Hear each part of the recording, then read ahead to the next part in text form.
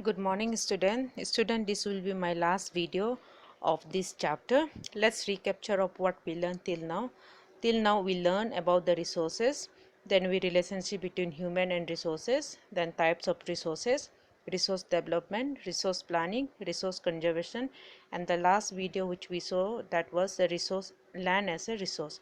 Now today we are going to see soil as a resource. Okay, even this topic, the soil as a resource, I split into a different points. Okay, the first we are going to see is importance of soil. Importance of soil, the first point is soil is the most important renewable resources. We already see what is renewable resources. So in renewable resources, the soil is one of that. And second, soil is the only medium to grow crops. Whether you talk about vegetables, whether you talk about fruits, it grow on the soil. Okay, so it's a medium to grow plant. And not only that, it support different living organism, whether you talk about plant, animal, human being, and whether you talk about the earthworm and some other small living organism, all is supported by the all is supported by the soil. The next one is, it takes millions of years. Though soil is a renewable resources, it take a millions of years. Okay, what it says, in a million of years it only form few centimeters. Now few centimeter is very small amount actually, right? So now this few centimeter is this few centimeter is formed after million years. So student, that's why we have to be careful about using the soil and about the soil conservation. The last one is soil has a different color, thickness, texture. If you see the soil, look around, and you if you see the find out that soil, all the soils are not same color, not the same thickness, all the soil are not in the same texture means some are very smooth, some are very rough, some are very slippery, right? So it's a different texture, as well as its age, the composition of age, the formation of age. The different soil take a different time, as well as the chemical and physical properties of each soil has a different composition. Okay, chemical and physical property. The next one is formation of soil. How do the soil form? The first one is weathering. Weathering means the process where the rock break down into a small pieces, right? That is weathering.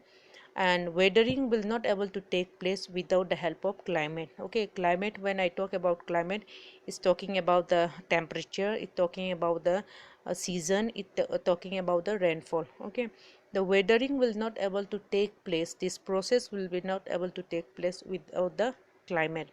The next one is decomposition. Decomposition means any living organism, when they die, it decompose. Okay, they started decaying. That process is called decomposition. Now it also help for the soil formation. The next one is relief. See, you talk about the relief. If the landform is hilly area, if it's a mountain area, the thickness of the soil will be less. Okay, but if it's a plain area, the thickness of the soil will be more. So it also depends, it also determine the formation of the soil, whether it is a mountain area, whether it's a plain area, plateau area, or whether it's a mountain area. It also help in the formation of the soil.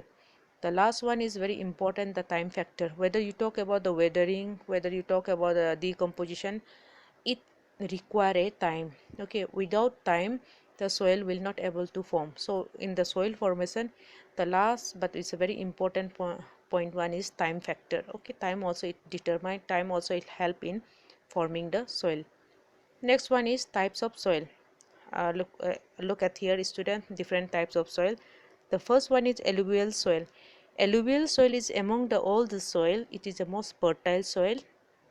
Okay, and because it is the most fertile soil, most of the crops grow in the alluvial.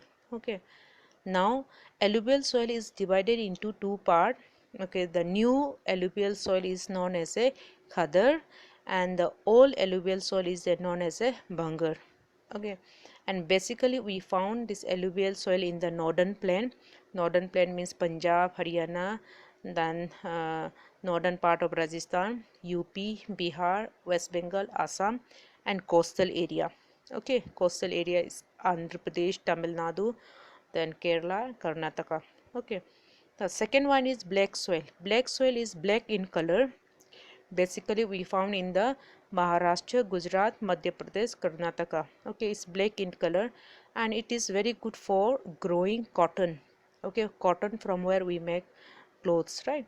So it's very good for the growing cotton, and its a local name is called regur, regur. Okay, regur. The next one is red and yellow color. Red and yellow color soil is reddish and yellowish in color, and basically this we found in the southern part of India. Okay, Tamil Nadu, Andhra Pradesh, Karnataka. These are the some places where we found a yellowish color. In the southern part, they grow in the yellow soil. They grow wheat, millet, then potato, cotton. Some amount of cotton they grow in the this soil. The next one is laterite soil. Laterite soil is very hard when it get dry, but it is a very good amount of water they absorb. Okay, when they absorb the water, this soil become a slippery. Okay, now locally they call a blocky soil. This laterite soil they call a blocky soil because in the rural area they make this soil as a block and they use for the construction work. Okay, so laterite soil, and basically we found in the Maharashtra, Karnataka, Kerala and Tamil Nadu, and some places of Madhya Pradesh and Chota Nagpur Plateau. The second last one is arid soil. Arid soil is basically sandy soil we found in the desert area. In India we found in the western Rajasthan. Okay, and among all this soil, this is the soil which is not suitable at all to grow any crops or any vegetables or any fruits. Okay, so if you talk about for the agriculture purpose, this is not used at all, this is no use at all. Okay, the last one is forest soil. Forest soil basically we found in the Himalayan region, that means in the northern part of India, the Himalayan region, as well as in the Western Ghat area. Okay, Western Ghat area, that means Maharashtra, Kerala and Andhra Pradesh, not sorry, Andhra Pradesh, the Karnataka area. Okay, and these are the sorry, forest is the soil where mostly we found that area is covered with the vegetation. Okay, covered with the forest. The next topic is types and cause of soil erosion. Okay, now before we move to the types of soil erosion, let's see what is soil erosion. Soil erosion, it is a process by which the layers of soil are worn away or degrade. Okay, the soil, the layer of soil is washed away, or it is the quality of the soil is decreased. That is called soil erosion. Now let's see what are the types of soil erosion. Gully soil erosion, basically because of the rain this erosion take place. Okay, the seed erosion is take place basically when the amount of water uniformly flow from one direction to another direction, then the layers of soils are washed away. Okay, that is called a sheet erosion. Wind erosion basically take place in a dry area like in the desert area. And ravine is a erosion which take place like gully erosion. It is take place because of the rain, but when the gully erosion become a deeper level, that become a ravine. Okay, ravine, I'm going to show you some pictures here. This is a gully erosion caused by the rainwater. Second, this is a sheet erosion because as I told you that water, amount of water which is uniformly flow from one direction to another, when they flow with the uniform amount of water one direction to another, the layers of soil is removed from one place to another. Okay, so this is a sheet erosion and this is a ravine. Okay, ravine, see, as I told you, it is the deeper level of gully erosion. Okay, now the next one is cause of soil erosion. Deforestation, overgrazing, mining, overuse of underground water and industrial waste. Now next is what are the methods to control the soil erosion. The first is afforestation, second is proper management of industrial waste, the third one is traditional techniques of farming. Student, I'm not going to focus on the first 2 points. The third point I'm going to explain you in details. Traditional techniques of farming, these are the different ways of farming which help to soil erosion. Okay, the first one is terrace farming, especially in the mountain and hilly area. This practice, okay, this technique really helped us, it control the soil erosion. Now you look at in this picture, this is in the mountain area. How they do, they cut the mountain into steps, right, and they do a farming. In this way, when we do a farming, the water could not flow from up to down directly, right? So in this way, when we do farming, it control the water flow from up to down. Okay, so when it control the water flow, then it's automatically it control the soil erosion.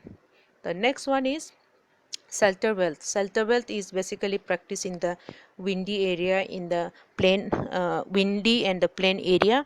You see in this picture, the both left and right side, the trees are planted in the rows, right?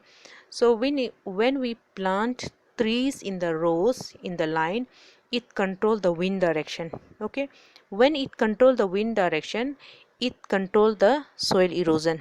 Okay, because through wind the soil are moved from one place to another, right? So these three, when they control the wind direction, it control the soil erosion. This is known as a shelter wealth. The next one is stripe cropping. Stripe cropping also, it help water flow as well as uh, the wind direction. Okay, now you look in the picture, the maize, soybean and oats is, these are the different crops planted in the different rows, right? So when we plant it in a different rows, it control the water direction as well as the wind direction. Okay, the next one is contour plogging. The contour plogging is same like a terrace farming. This also practice in the hilly and the mountain area. Okay, now student, you look carefully, green color mark is there, right? This green color mark is making a barrier. Okay, making a trench means making a way for water to flow. Okay, now when you make it trenches and barriers, it control the water flow. Okay, the water which coming from up to down, when you make a barrier, when you make a trenches, it control the water flow. When it control the water flow, it obviously it control the soil erosion. Okay, so these are the different techniques of control the soil erosion. So student, let's again recapture contour fogging, which we practice in the mountain and hilly area. Then stripe cropping, which we practice in the plain area, basically to control the wind and water. The next one is shelter well, which we practice in the plain area to control the wind direction. And this one is terrace farming, which we practice in the hilly area to control the flow of water from up to down. Okay, student, these are the different techniques of farming which control the soil erosion. So student, here comes for you a homework. Please student, do in your notebook. Next video we are going to do with the new chapter. So before we start with the new chapter, please complete the first chapter. Okay student, till then be at home, take care, see you in the next video.